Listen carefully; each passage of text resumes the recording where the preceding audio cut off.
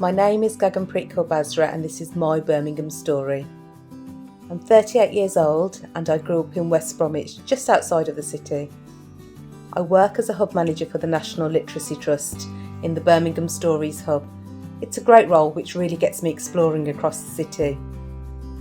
My first memories of Birmingham have to be from the occasional shopping trips as a very young child, with my parents of course. These would include a trip to C&A stores, Rackham's or House of Fraser as we know it today, British Home Stores, W.H. Smith, and of course a cheeky pick and mix from Woolworths.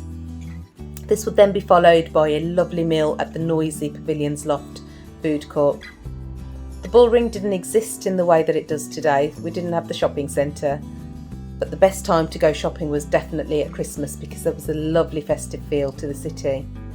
I remember being inspired by the great women that worked behind the counters and were in the food court restaurants.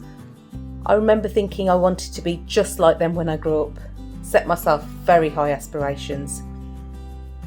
I remember the excitement of exploring all of the floors at the old Central Library and getting lost in books while struggling to choose 6 to take home for the month.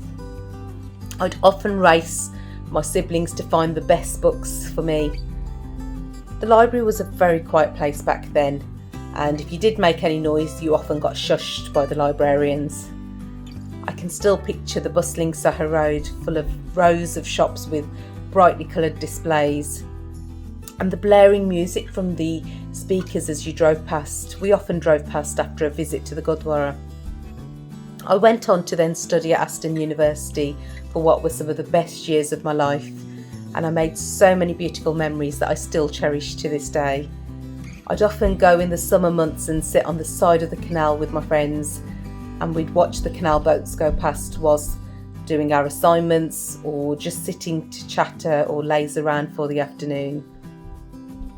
They really were some great times, and that is my Birmingham story.